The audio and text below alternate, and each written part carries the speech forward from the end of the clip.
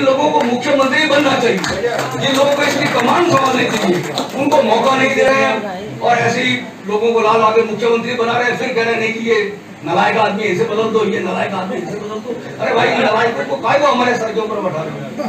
ऐसे लोगों को लाइए, ऐसे लोगों को लाइए जो यहाँ पे बैठे हुए हैं, जो इस प्रदेश का भला भी करेंगे और इस प्रदेश को आगे बढ़ाएंगे।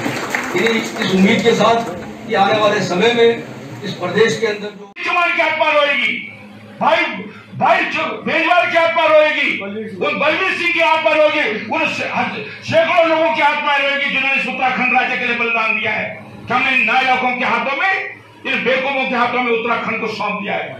इसलिए मैं आज आपसे कहना चाहता हूं कि हमारी जिम्मेदारी, अगर हम सही मायने में उत्तराखंड के हितैषी हैं, सही मायने में उत्तराखंड के प्रेमी हैं, तो उन आत्माओं को रोने से रोकना होगा। नालायक मुख्यमंत्री यहाँ 3 दे दिए हैं, यहाँ पर बोला है, तो क्या कहना चाहेंगे? आपने भी अपने संबोधन में कहीं ना कहीं नालायक शब्द का इस्तेमाल नहीं, मैंने नालायक शब्द उसके लिए किया, मैंने केवल उसके लिए क्या, आप सब लोगों के लिए भी क्या, उसमें आप भी नालायक हो, मैं भी नालायक हूँ। इसलिए कहा कि राज्य हम 125 करोड़ लोग, जिन लोगों ने 1 करोड़ 25 लाख लोग जिन्होंने इस राज्य के लिए संघर्ष किया, बलिदान दिया, उनकी आत्मा जरूर देख रही होगी कि हमारे संकल्प को, हमारे सपने को इन नालायकों ने पूरा नहीं किया। उसमें मैं भी नालायक हूँ।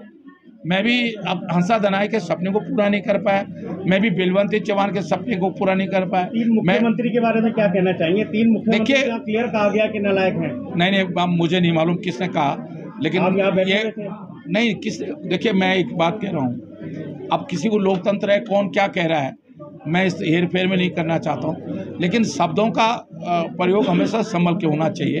मैंने कहा नहीं कि आक्रोश में भी, जोश में भी होश होना चाहिए।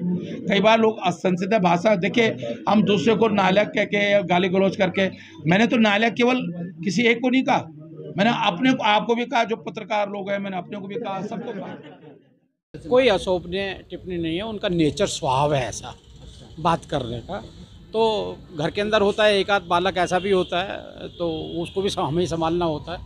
मानते हैं गलत है ऐसी टिप्पणी करना? अनुशासनहीनता तो है ही है, वो भी घर के परिवार के लोग हैं। क्या संज्ञान लिया जाएगा अनुशासनहीनता के मामले में? जैसे प्यारे बच्चे को डांटा जाता है, वैसा डांटा जाएगा। अब उन्होंने किस परिप्रेक्ष्य में कहा है, वही ज़्यादा अच्छा बता पाएंगे। नहीं सर, आप क्या मानते हैं कि इस तरह से टिप्पणी करना कोई उचित है? अब वो देखिए, ऐसा है कि उन्होंने किस परिप्रेक्ष्य में कहा है, क्या कहा है, वो आप लोग उनसे मिलेंगे तो वो बताएंगे आपको क्या कहा है उन्होंने।